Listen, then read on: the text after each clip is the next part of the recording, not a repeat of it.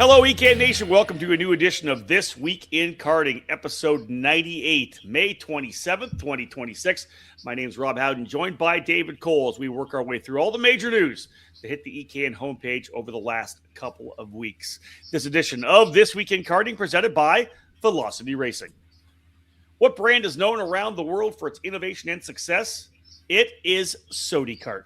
Velocity Racing is a USA distribution and official race team for the Sodi brand. The French manufacturer Sodi Kart is a leader within the karting industry, offering a wide range of products and services.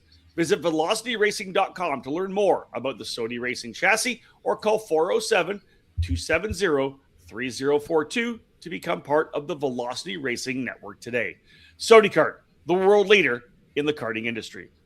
All right, David Cole, let's dive into this. Our last show just about a month ago, April 29th, was episode 97. A ton has happened over the last 4 weeks, no doubt about that. Well, a lot of racing, not very much news, but information that we can use for the upcoming season, which again is pretty crazy to be thinking about the next year in just the month of May. As again, we're not even to the end of May, even though the month of May is over technically in Indianapolis. But yeah, quite a strange period for us over the last couple of months. It is almost day 60 now that I've not been at the racetrack. So it's a weird feeling, Rob. Yeah, when the schedule kind of came together, there's that big gap between, like I said, the last race you were at and now the one we're looking forward to, which will be the SuperKarts USA Spring Nationals, or at least your next event and my next event. But hey, listen, nothing wrong with being home a little bit in the early summer. Well, it's been nice, yeah, with lots of stuff going on here at home, so it's been good. But yeah, I'm really missing the racetrack right now. I'm excited to get back and see everyone and get back to seeing some racing action. And again, there's been lots of racing that has happened over the last 2 months, and a lot more to come in the coming months. But one area of the country that is kind of worried about racing is the Orlando area, and that's our first topic. Yeah, it's some news came out basically through a social media video from Andre Martins, the owner of the Orlando Kart Center, and essentially straight up just let everybody know that, hey, listen, I'm seeking a buyer for this racetrack. Again, that video was posted back in May 13th, so a couple of weeks ago. Seeking a buyer for the racetrack. He wants to get back with the family, spend more time with the family, and indeed, running a racetrack is a massive undertaking, as we all know. So, Orlando Kart Center essentially on the block. And David, the biggest thing about that is anytime that happens, is it going to get picked up by somebody who likes racing, or is somebody going to buy the property just to mow it down and put up more storage, whatever it may, a business, whatever it may be. This is a track that makes good money. It operates, day-to-day rental carts, major karting events. There's a lot of companies that are based out of the track as well. This is really a core component to karting in Florida. It certainly is, and that is kind of what has put the kind of industry at pause, and as you said, the unknowns of what's going to happen. Because again, we've seen it, before where a racetrack gets bought out and it is torn down with distribution warehouse or homes or other things. Mm-hmm. Obviously, we've seen that in the past, and that's the question going in. I was able to speak with Andre Martins, owner of the Orlando Kart Center. First off, he did say thank you to all the people who have sent the messages into him and have contacted him and talked about the issues that they've been dealing with personally. But the plan is to still move forward with the sale of the racetrack. Right now, he said he has narrowed down to about 4 different companies that are looking to purchase the facility. Interesting. All different karting businesses. So he's working on that and still looking. Again, his goal is to make it a kart track moving forward after the purchase of the area. So he said hopefully maybe a decision will be made either this week or next. But the plan is still to have everything completed by the end of June. And so, again, he'll keep us kind of posted and updated on what's to come with that. That's good news, Dave. To be honest, as we know, we've lost a couple of facilities over the last number of years here. We are gaining new ones back, which is great for the overall health of the sport in North America and particularly the U.S. But again, to have a kind of a core karting facility in Florida, to lose that would have been really tough. So nice to hear that there are people lining up within the karting industry. Makes that a more of a positive deal. The Martins family's been around for a long time in this sport. Let's put it that way. Andre has poured his life into it, so would love to be able to see him make that exit he wants for the betterment of his family, for sure. That's great stuff. Yeah, it's a question of who's actually putting the bids in. Obviously, there's probably people that are interested, maybe not being able to, but I bet there's a lot of different. Hey Dave, it's not us. Well, it's not us. No, I mean, I will say my wife would love to move to Florida. There you go. There is that option, but funny. I doubt that's going to happen anytime soon. Maybe we can get you an office there, Dave. Maybe you guys can move to Orlando. We'll get an office for you, an EKN office at the OKC. There's still the question of getting her a job, so that's You're kind of locked into one. Yes. I'm interested to see. We know certain businesses that already operate out of there, including kart shops and race teams. So, are any of those the potential buyers, or what exactly the deal that is going to happen? So, it's going to be quite interesting to hear and get more information when it is available to the public. At the top of the show here, David mentioned that it's very interesting that this particular season, we're already talking about 2027. And in years past, when it comes to schedules for next year, it's obviously been the second half of the year, maybe even into the August, September, October, sometimes even November, waiting for schedules. It seems like everybody's up on it and trying to lock down dates early. So I guess not the worst thing for us in the sport, those in the industry and those who are racers, as we're getting a lot of 2027 schedules locked down. The most recent coming from Rock Cup USA, confirming their 2027 Florida Winter Tour dates. The Route 66 Sprint Series confirming theirs. I saw the graphics come out just over the Memorial Day weekend. David, let's start with Rock Cup USA. Of course, the Florida Winter Tour has been around, I want to say, since 1998. I think that the first year was 98, 99, when it was a Superkarts USA program, eventually, becoming a Rock Cup USA deal. But yeah, locking down their Florida Winter Tour dates and back to Florida, I guess, is for one component. Well, it's been in Florida. It was in Florida in 2026. So 2025 is when they ventured outside of the state of Florida for the first time. But yeah, that's kind of the focus moving forward. That talking with Mike Burrell, Rock Cup USA, they do want to keep the Florida Winter Tour in the state of Florida. That's been the but again, there's just so much outside of going on that. It's tough because, as we talked about, Rob, having a racetrack in Florida, not exactly easy right now in terms of insurance and in terms of land costs and a lot of other things. And again, that's something that we just talked about with the Orlando Kart Center, questioning what's happening there. Obviously, that's still up in the air. And kind of when you look at the Florida Winter Tour dates, that kind of keeps you, yes, there is an unknown because they're going to open up January 22nd through the 24th at the Sebring International Raceway on a temporary circuit. So that's going to be quite an interesting take for Rock Cup USA and the Florida Winter Tour to go there and open up there. But obviously, thinking about Orlando Kart Center, it's been pretty much the home of the Florida Winter Tour for many, many years. Yeah.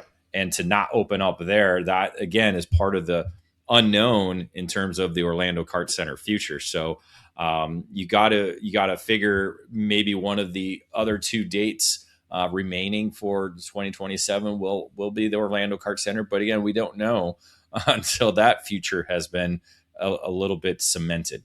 Yeah, again, we've seen a lot of times, the Florida Winter Tour, SKUSA Winter Tour dates have kind of worked together so that the teams can be in the same place. That's, of course, what happened a couple of years ago as well and has for many years here. Yeah, those two open dates are very interesting, David. February 26th to the 28th, round two set, and then the third stop, March 12th to the 14th.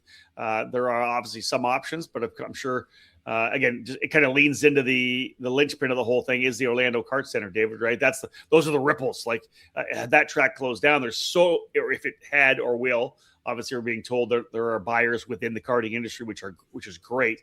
But yeah, it's just one of those linchpin places, right? It's been a place where Rock Cup USA has been many years. You got to expect if it continues as a kart track, we're going to see at least one of those days lock in there. But dude, you mentioned it. There's only so many places that the Rock Cup program can go, because it's not just the track itself. It's the paddock. We talk a lot about that. You know, the Rock Cup USA Florida Winter Tour brings a lot of big trailers in, and you got to have a paddock to be able to, manage that kind of participation. Well, and in the past, it's used multiple temporary circuits before. Yep. We've seen them go to St. Pete and the Tampa Bay Rays stadium. I can't think of the name. Tropicana Field, I think. Tropicana right? Field. So they've raced there. They've raced at the Hard Rock Stadium in Miami as well, too, or I believe there was a casino near that area as well, too, that they've utilized the parking lot there. So they've used temporary circuits in the past for the Florida Winter Tour, particularly when it was, Garrett Potter at the helm. He loved doing temporary circuits. He was a big part of the start of the whole Rock Vegas event, or what it was back when it first started was the US Open, when it was Rotax based. Yep. But again, looking at the dates, though, however, it is, you talked about that cooperation or that partnership between Florida Winter Tour, Rock Cup USA, and Superkarts USA. Well, now Superkarts USA essentially has an partners, not necessarily a partnership yet, I don't think, or officially, but a correlation with the Race Rotax program and the Karting Solutions Group organization, and they've already have kind of locked in their dates together for 2027. And so this opening round for the Florida Winter Tour is going to land on that Rotax weekend, which again, we don't know where it's going to be.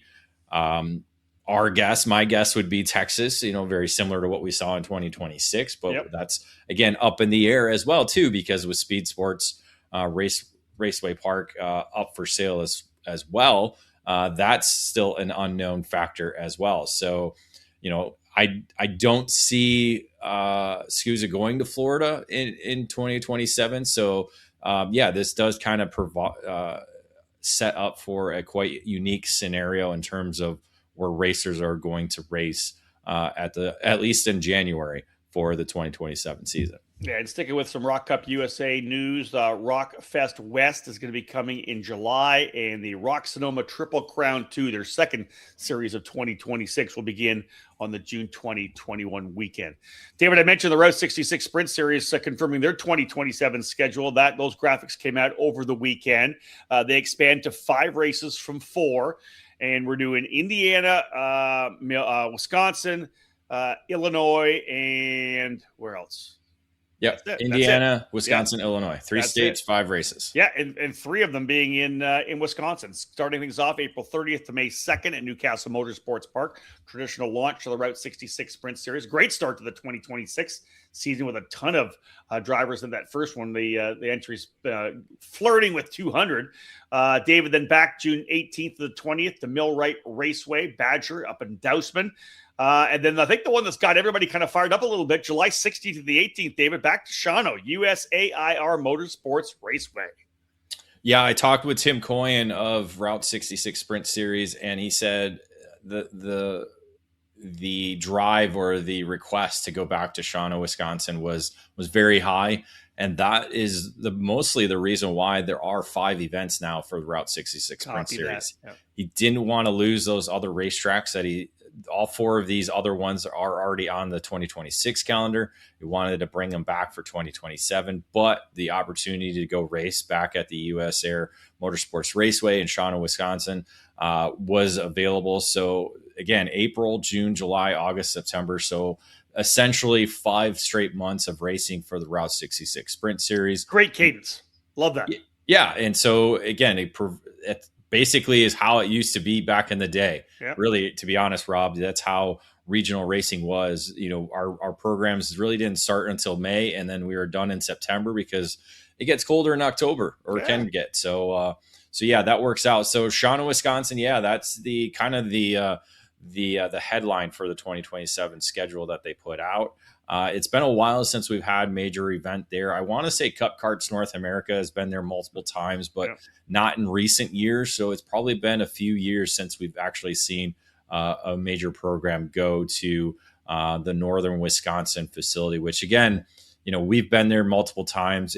I've never driven it. You've never driven it. Yeah. It's one of those racetracks that you have to drive it just to experience it. Yeah, my God, just the undulations, the elevation changes, like the cresting over a couple of the corners, man. It's listen, if you have the July 16th, 18th weekend open in 2027, pencil it in for Route 66, because that is a bucket list racetrack for sure. As is the Briggs & Stratton Motorplex at Road America, America's National Park of Speed.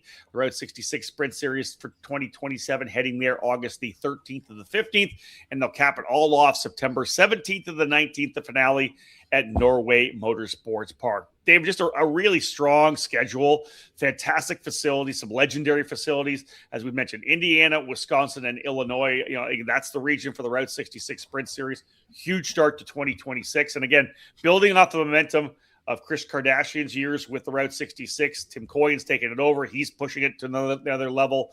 And 2027, this schedule looks like it's the road to continue building Route 66. This is going to be a big season both here and 2027. Yeah, definitely serves those racers in the central time zone, especially those up in the northern part. With the Wisconsin base, as you said, 3 races in Wisconsin, so that definitely helps that. And then again, ending with Norway Motorsports Park, again, I think that and Newcastle Motorsports Park are probably the 2 more popular facilities. Obviously, Badger has its local contingent that is very strong as well, too, and that's always a great place to go visit. And then, again, you add the 2 other facilities as well, too, that are kind of bucket list racetracks. So, yeah, great schedule put together. All right, let's go to our first break here on This Week in Karting, episode number 98. When we come back, we're going to talk about the Velocity Racing camp they're putting together and back talking about the Fat Karting League for 2026.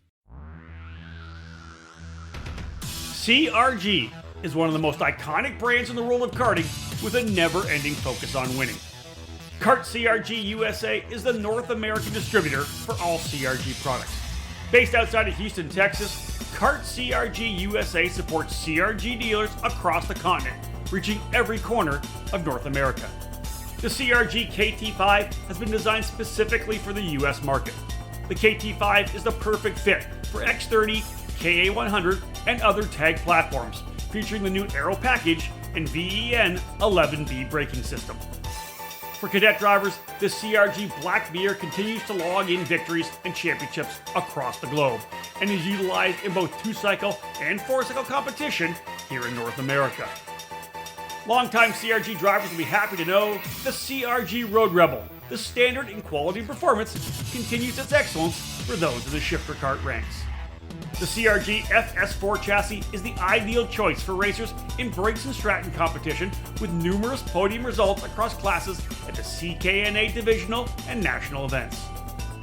From pure racing to karting entertainment, many tracks, both indoor and outdoor, have made the switch to the CRG Centurion rental kart line. 5 different models for both gas-powered or electric engines can fit any track's needs for a new rental kart fleet. Kart CRG USA has a full inventory of rental karts available for new and existing facilities. For more information on the CRG product line, head to kartcrgusa.com, or to inquire about a North American dealer near you, please email us at sales@kartcrg.com. The karting championship that's taken Europe by storm and helped launch today's top open-wheel stars is now in the United States. Introducing Champions of the Future America. Champions of the Future America is a 9-round series that welcomes drivers across multiple classes, including Mini, KA100, and X30. Champions of the Future America tours 2 of the Southwest's premier karting facilities, K1 Circuit in Southern California and Spring Mountain Karting Complex in Nevada. Drivers will compete across 8 unique track layouts in pursuit of a prize pool valued at over $130,000. The ultimate reward? Our X30 Pro champion will win an all-expenses-paid trip to France for a 3-day Formula 4 training camp at the legendary Winfield Racing School at Circuit Paul Ricard. Learn more about Champions of the Future America. Register now at championskartingamerica.com. That's championskartingamerica.com. Welcome back to episode number 98 of This Week in Karting. Rob Howden here alongside David Cole. It is May the 27th. David, Velocity Racing is going to be hosting a camp on June 17th and the 19th. We're seeing this team really start stepping to the forefront. Obviously, the Velocity, our presenting sponsor of this edition of the podcast. The coaching lineup pretty solid. Mateus Morgado, Cade McQueen, and Colin Lloyd, all national level winners. Of course, Mateus, a former world champion, held at the Orlando Kart Center. I know you've learned more about this actually than I have over the last couple of weeks, but just cool to see Velocity Racing and the Sodi Kart program really dialing things in terms of becoming one of the core teams in North American karting. Yeah, it's an camp that's open to all racers. You don't have to be a Sodi Kart driver to partake. You're allowed to sign up, take part, and they provide Sodi karts for you, depending on the age group. Obviously, the different chassis models that they do have there, including engines as well too. So essentially, you bring your safety gear, you sign up, you pay the dues, and you're in. And you can take advantage of, as you said, learning from a former world champion in terms of Mateus Morgado, who just finished second at the FIA Karting European Championships in the KZ2 category.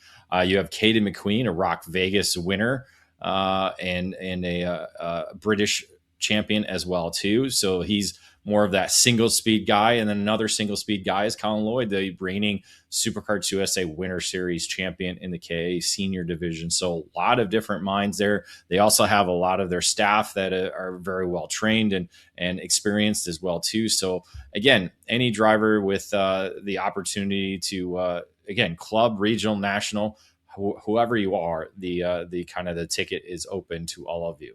It's just, you go from race to race where you're in the competitive mindset and you're battling, you're practicing, you're qualifying, you're racing. This is 3 days of focused training. And I think that's the cool thing about the camps that are getting held by a number of the operations and teams in North American karting.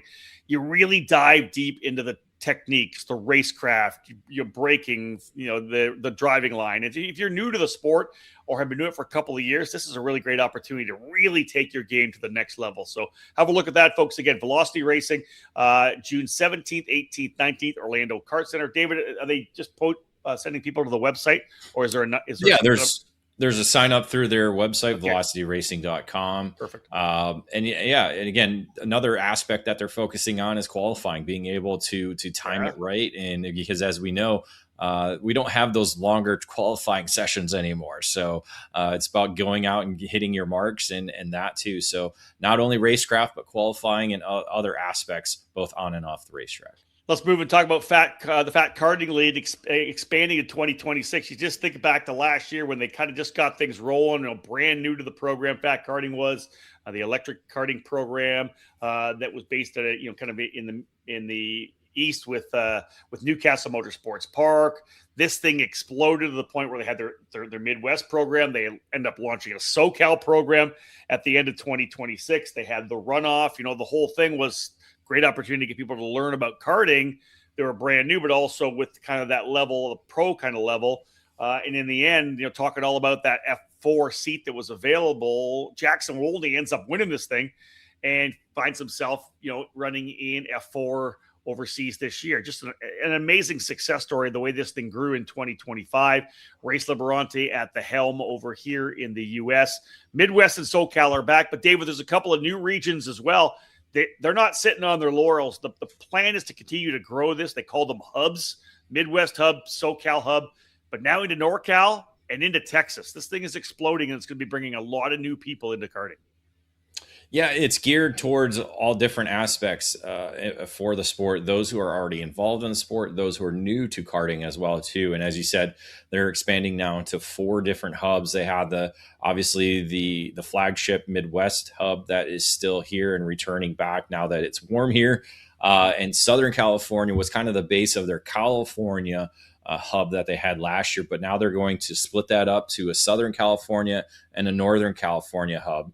So both regions are going to be able to experience and provide different events throughout the year. And of course, the Lone Star State, Texas, receiving a new hub as well too, with lots of events already happening down there over the last couple of months for Fat Karting League. And again, like you said, Rob, for those who are already in the sport, they can take part in this in their regional or pro championships that they do have at all 4 hubs. The regional program is kind of those in between, again, kind of like our regional programs. It's like the club to traveling people who want to, don't quite have the experience, but want to go competition wise. And so that's kind of what they call their regional program. Then you have the pro championships, which again is kind of more focused on that junior level. And again, provides you that pathway.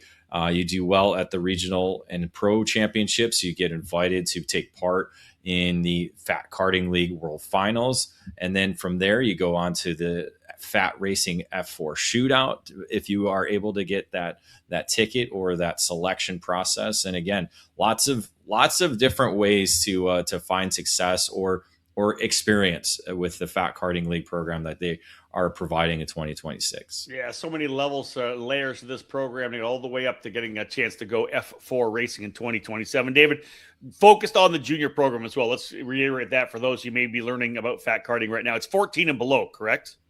17, I think, is the maximum age for, yes, because they can, obviously for car drivers, as you know, in this world, there's only, I think, 14 is the minimum now across the world, if not just here in the U.S. or whatever it is. But yeah, so 17 is the maximum age, I believe.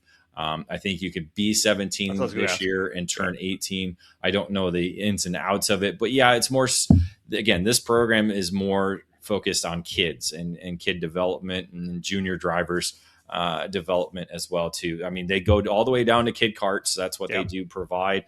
So if you have a 5-year-old sitting around, wants to learn more about karting and you've never done it before, this is a great opportunity to take part. Find where Fat Karting League is in your area. Go to an event. Again, they do practice events. To where just the whole day is just you learning about karting and how to drive, finding your line, lots of different aspects, and learning from the ground up about driving a kart. It's so exciting to see this happening. And again, we've talked a lot about, and everybody talks about, how do you bring new people into the sport? This Fat Karting League is opening the door for so many people to come in, a true arrive and drive, show up, have fun, learn about the sport, all electric, as I said before. And I've been coming down from Rob Smedley, the former F1 engineer, and his dream to make this thing happen is really coming to life, and in a big way here in the U.S. It's obviously trying to grow across the world. It's a global program as well in the UK based, but to be able to do what they're doing here now in the U.S. and building all these new hubs, I think, and more to come potentially, is big for karting in North America. Off to another commercial break. When we come back, we'll have David dive through all the eCan editorial that's worked its way onto the website here for the last couple of weeks. If you haven't had a look at it, he'll give you an opportunity, give you an overview, and let you have a look to head to the website and pick up some of the work that he's been putting on and the content he's been developing. When we get back, eCan editorial spotlight. Motor mounts. They keep your engine attached to your chassis, right? The answer is they're much more important than that. Your motor mount is critical in transferring 100% of the power from your engine through to your tires and the racetrack. You need this to get on the podium each and every time you race. Odenthal Racing Products is here for you, providing the best motor mounts on the karting market today, all designed to make sure you're using all the horsepower you pay for. Odenthal Racing Products is a family-owned and operated business with decades of karting experience in providing products with unmatched quality and value for our racing community. The Pro Series mount for 2-cycle engines, which is available in 0, 5, and 8 degree inclinations, provides a rigid structure to help keep vibration to a minimum without adding too much weight to your setup. The 4-cycle Easy Set system is one of the most popular mounts for the Briggs & Stratton 206 power plant. Multiple mounting holes provide the most adjustability depending on your chassis and seat placement. To ensure a tight fit to your chassis, our ORP wedge clamps get the job done, and they feature a number of design updates to provide a lower profile and lighter weight. The clamps are available from 28mm to 32mm in both standard and Euro style sizes. And now, Odenthal has also revolutionized the karting industry with its new Easy GP camera mounting system. Designed to mount anywhere on your chassis with 1 or 2 cameras, the ORP Easy GP camera mount is your solution to capture that onboard winning moment. Head to odenthalracing.com and find a dealer near you. Odenthal Racing Products, proudly made in the USA. Fast, fair, and fun. Ignite Karting offers you all of that at an affordable price. Ignite Karting utilizes the spec Margay Ignite K3 chassis with a Briggs & Stratton 206 engine and the Hoosier R80 tire. Everyone in the rookie, junior, senior, heavy, and masters classes compete on the same Ignite K3 chassis, which puts all the emphasis squarely on driver development. Additionally, Ignite Karting is accessible at the local, regional, and national level. Special events for the season include the Ignite Majors that begin with the annual trip to the Daytona International Speedway as part of the WKA Daytona Kart Week, running in both the sprint and road racing events. Those in the Midwest can enjoy the regionally based Ignite Challenge, featuring 5 iconic facilities. Local club programs have also been established in states all across the country, Idaho to Texas, Nebraska to New York, with more tracks and clubs joining the Ignite Karting program. Be part of fast, fun, and great memories with Margay Racing at an Ignite track near you. All information on Ignite events and Ignite kart packages, including dealers in your area, are available at ignitekarting.com. Get off the couch and onto the track this year. Ignite Karting. Fuel your passion. All right, David, back here on episode 98 of This Week in Karting. Let's let you kind of handle this segment here. A bunch of ECAN editorial happening over the last number of weeks. Yes, lots of race reports. That's, again, like I talked about in our opening segments, there's been a lot of racing going on. Route 66 Sprint Series opened up their program at Newcastle Motorsports Park. The Cup Karts North America South Division visited the Music City Kartplex for the first time.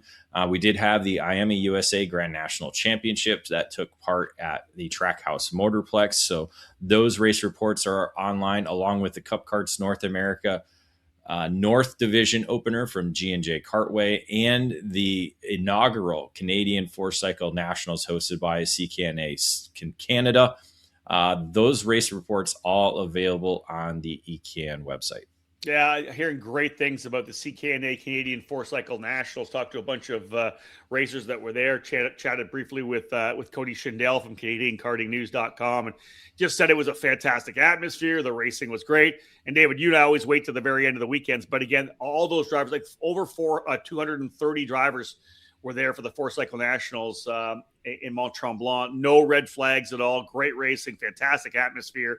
For me, as a Canadian karter, and just anybody in the sport, to be able to see a race like that launch with those numbers, you harken back to the early days of the SCUSA Super Nationals, the Cup Karts North America Grand Nationals. This is something I think is going to build to be big, and anytime you have a big event in the sport, it's just massive overall. So I'm thrilled to see this happen for Gerald Casely and everybody at Cup Karts Canada. Yeah, the major events for Cup Karts North America seem to be just booming.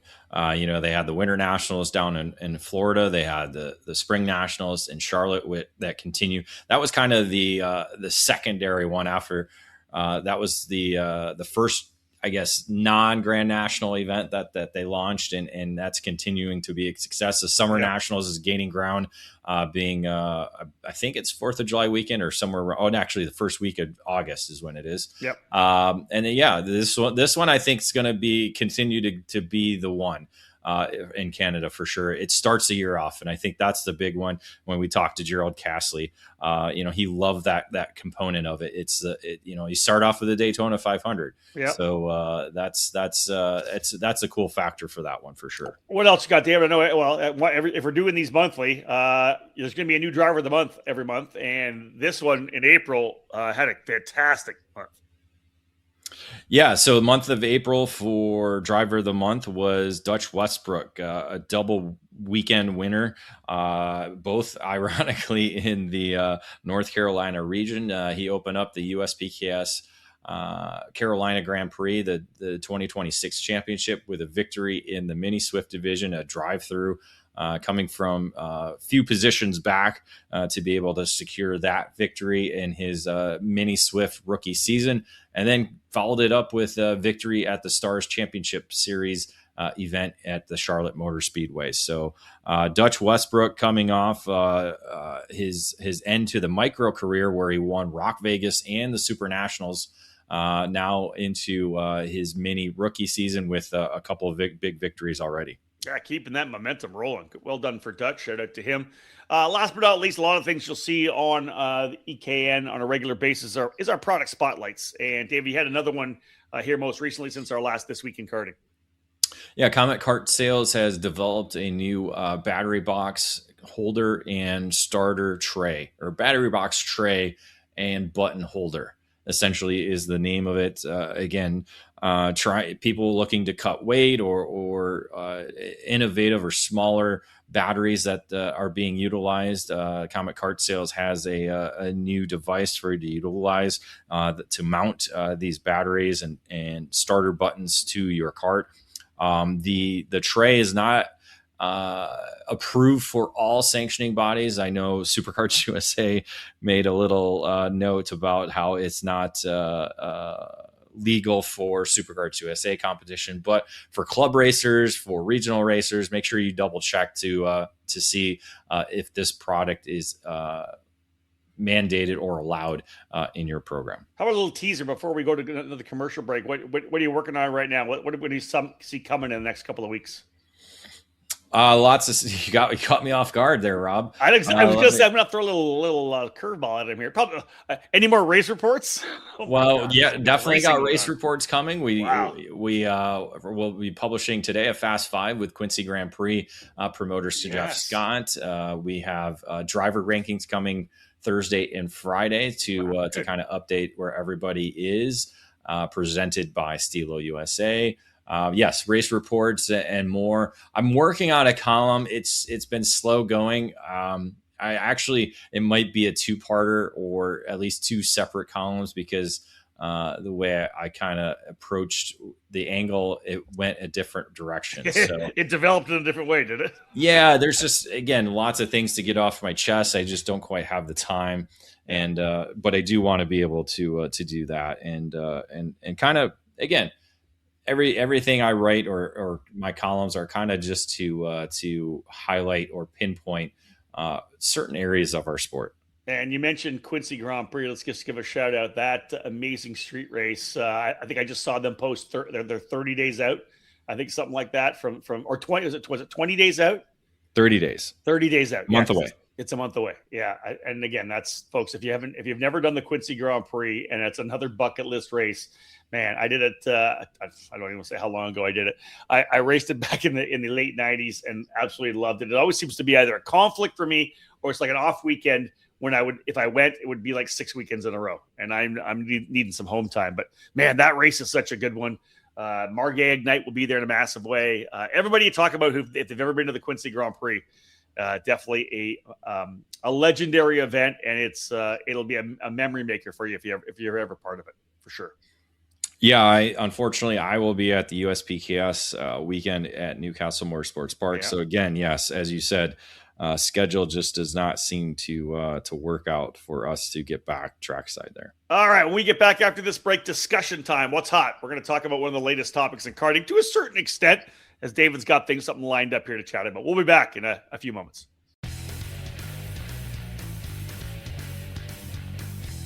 Parolin is among the winningest brands in the USA and around the world.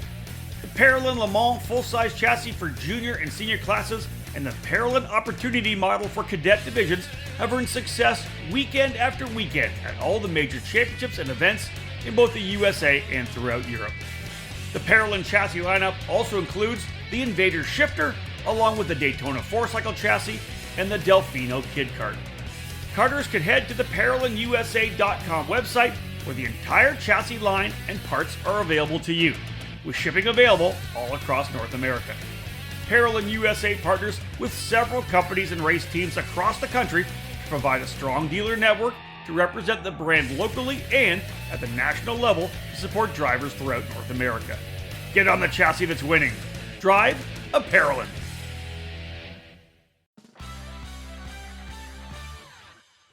All over the karting world, everyone knows OTK is the gold standard for quality and performance. In the United States, OTK USA is the source for all things OTK.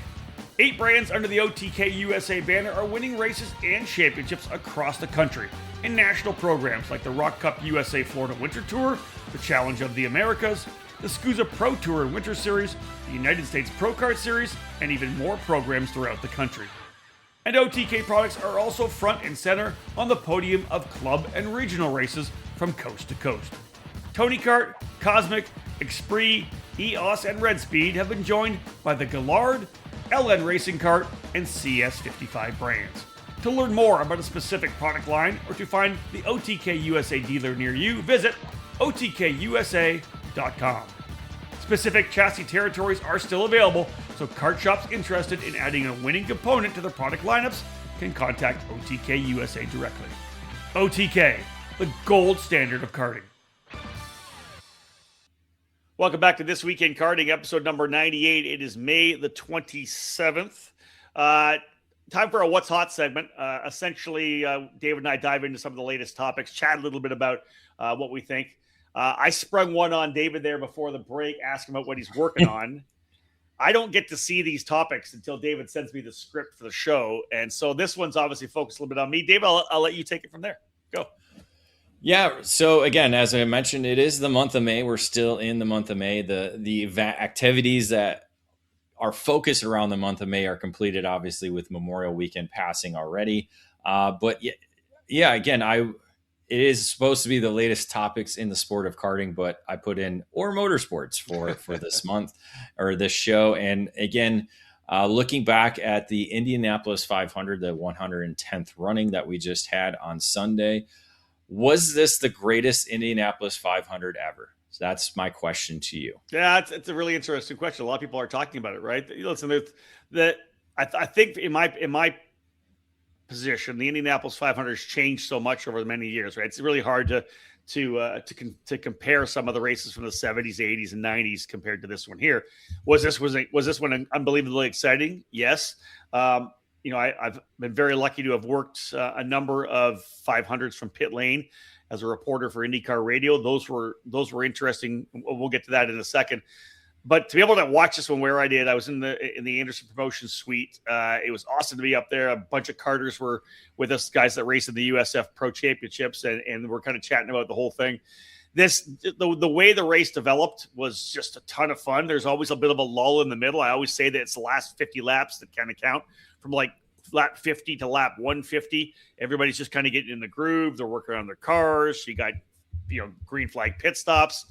But man, that finish, I'll tell you, those last 2 laps for Felix Rosenquist, those may be the best laps ever. To be able to run the outside like he did on that last lap was, to me, unbelievable. Well, it's funny because I go back to what was the former closest finish of all time between Scott Goodyear and Al Unser Jr. And again, that to me, those are the memories, and those were some of the most dramatic races that we saw. You include the ones with little Al and Emerson where they wreck. Yeah. The Bobby Rahal obviously is close to my heart, being a Bobby Rahal fan as well too. Terrio Franchitti and Takuma Sato almost wrecking in turn 1. Well, that's So there's been a lot of good ones. To be honest, I think this was one of the best finishes that we've seen, because I don't know. There was a lot of lead changes early on, so that made it a little bit more exciting. So kind of like what you said, you had all the excitement early on, and then midway, it was kind of it was actually the weather that became the story because of the red flag, and so it was kind of throwing like, what do you do? Because what happens if it just starts raining and doesn't stop and the race becomes halfway and then they can call it? So there was a little bit of a drama with that. Well, and that was happening, David. That was happening on the radio, right? Right. That every team's got their own meteorologist they're watching. Hey, listen, we're hearing spotters are saying, hey, listen, rain could be here in 45 minutes. And when that was, the last 10 minutes before that, all bets are off. Once it got past 100 laps, past the halfway point, if they go red, the race is official. So I think people got that sense of urgency once they got past lap 100. But you're right, David. There were so many different variables that were coming into play with the weather, and we did see some great racing up front. We saw guys work together, back and forth in terms of leading and kind of conserving fuel. David Malukas was one of the fastest drivers on the weekend.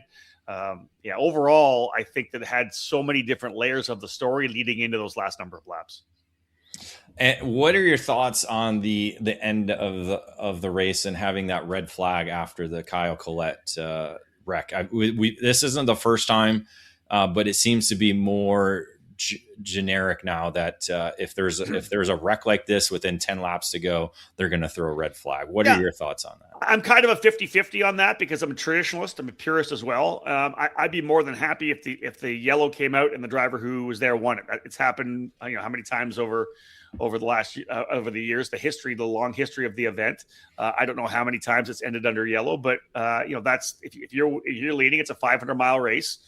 At the end of 500 miles, even with a yellow, right? That driver should be the race winner.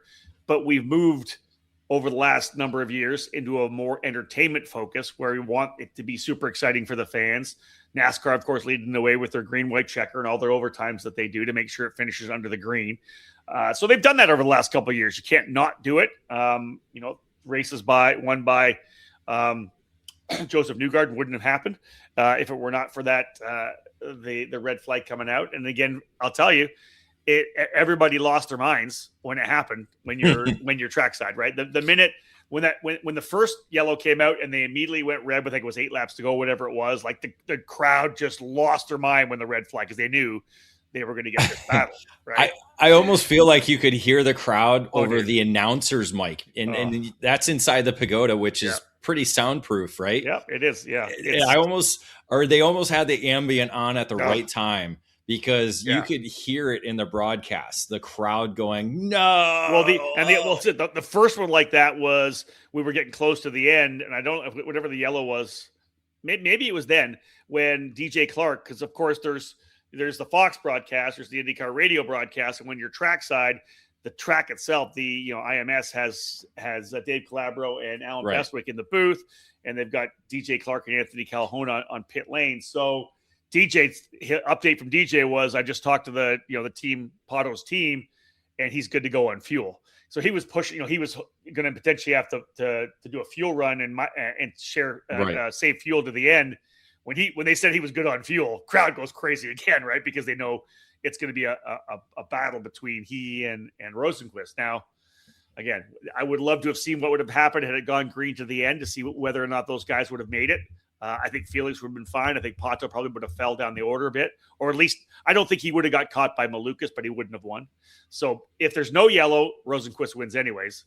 But that last lap, I'm telling you, it's Malukas takes the lead, and to watch the two Meyer-Shank cars go side by side, and you think about the fact that every driver will tell you, try to run the outside in any of the corners. If you're offline a little bit, you're going to be in the wall.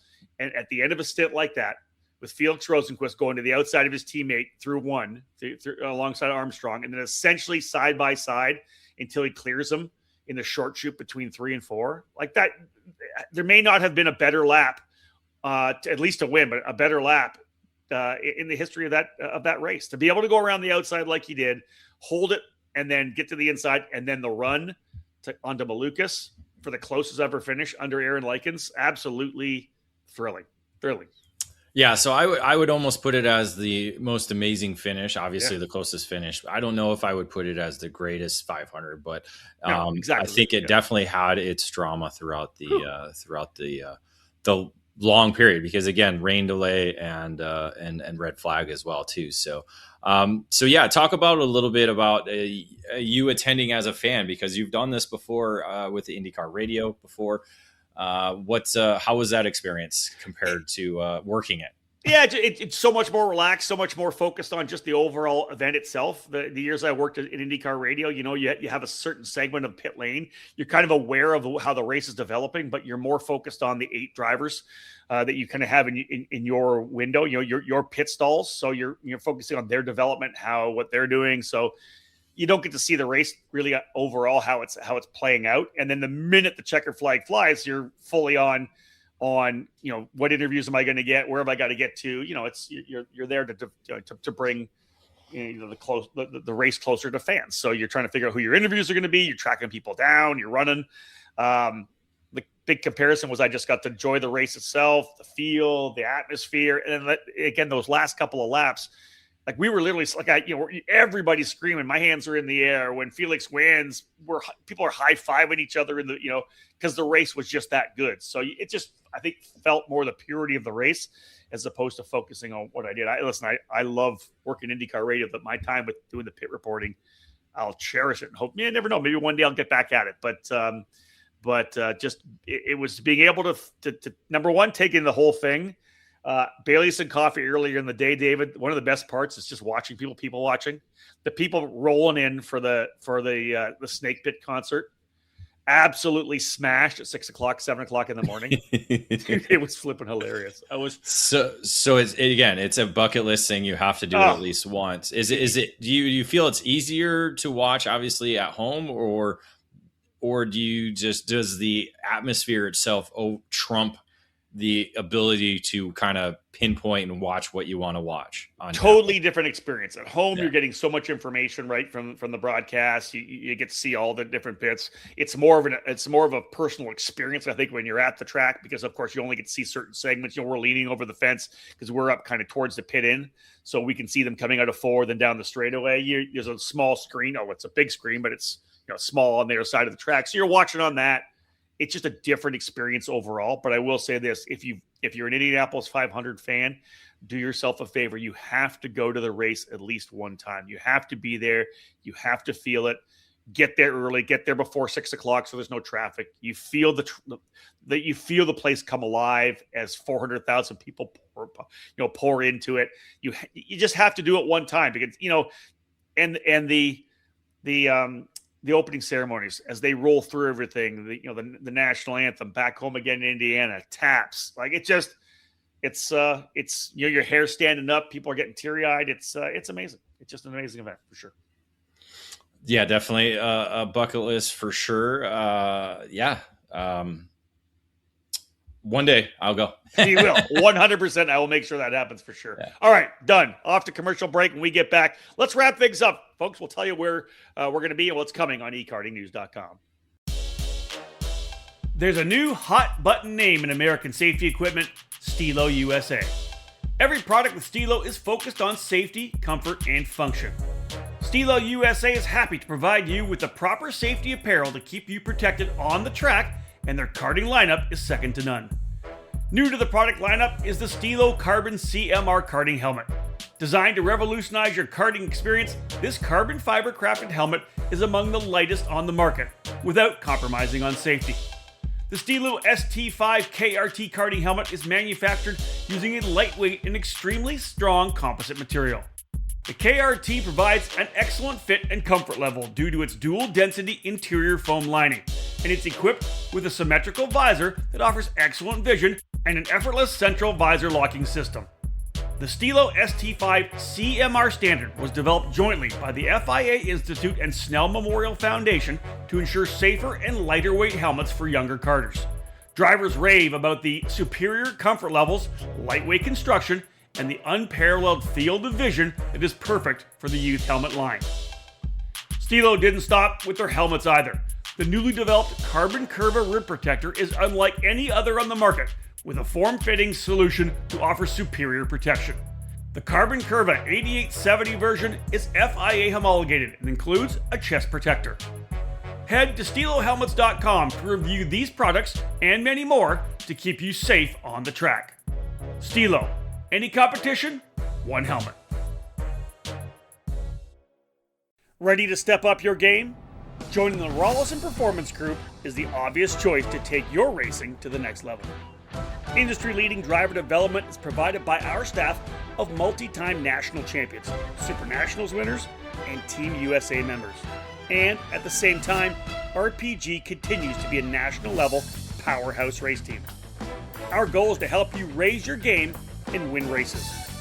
We work with all age groups and are focused on developing those cadet and junior drivers who are ready to take the next step in their racing program. Rawlison Performance Group has set a new standard with our in-house engine program, AVP Engines, headed by Alex Vincent. AVP has become the benchmark in IAME competition. We have the largest OTK inventory that follows our race team, providing trackside parts at all the major events in North America. RPG also offers multilingual support with French, Spanish, and Portuguese-speaking staff. If you want to fight for championships or want to improve your skills and your chances to win, the answer is to call RPG at 503-260-4514. The Rawlison Performance Group. We race to win. Welcome back. We'll wrap things up here on episode 98 of This Week in Karting. Rob Howden alongside David Cole. As you know, folks, the podcast all available on iTunes, Spotify, Podbeam. We're on YouTube as well. You can listen to all the podcasts on YouTube. New shows coming out that Dave's going to be working on. And I literally just had David's Hot Seat, his new episode of Hot Seat with Gus Lawrence. I just listened to that this morning when I was working out. Fantastic interview that David did with Gus. A lot of great insight there. And, of course, our new podcast, On Track with CKNA, all available on the ECAN podcast and the 24/7 ECAN radio network. David, we kind of teased it a little bit. Let's talk about where we're going to be. You've been on the couch at home. You've been working, lots of family stuff. Time to go back to work, though. We've got racing coming. We've got coverage coming here in a couple of weeks. And then you and I will be trackside together. My first trip to the Motorsports Country Club of Cincinnati. Yeah, excited for the RMC America's Trophy finale that'll happen on June 5th through the 7th at Batavia, Ohio. Again, we'll have coverage of that event. We won't be trackside, but we will be set trackside, as you mentioned, from the SuperCarts USA Pro Tour Spring Nationals at the MCC facility, June 12th through the 14th. Excited to get that event on back and going. And again, championship decided the weekend before, and then the halfway point of the Pro Tour after that. Yeah, pleased that this year I'm going to be able to once again do the entire SuperCarts USA Pro Tour. Go back to 2010 when you and I, David, were there for the very first Pro Tour. Kicked things off in Sonoma, the Spring Nationals there. So awesome to be there at Motorsports Country Club of Cincinnati. Can't wait to check out the facility myself. But again, there for the entire Pro Tour this year. Looking forward to sitting alongside Xander Clements and the crew at Kart Chaser for the broadcast there. June 12th to the 14th. David Cole and I back trackside for ekartingnews.com. Looking forward to all of David's coverage and, of course, the broadcast alongside Xander. That wraps things up for this edition, folks, of This Week in Karting, episode number 98, May 27th. Hope you enjoyed the show. More coming. Lots of podcasts around the corner. David's got another hot seat he's lining up. Maybe he'll get that column done sooner or later as well. Look for that on the homepage of ekartingnews.com. Thanks for tuning in, folks. We do appreciate it. On behalf of David Cole, my name's Rob Howden. Bye.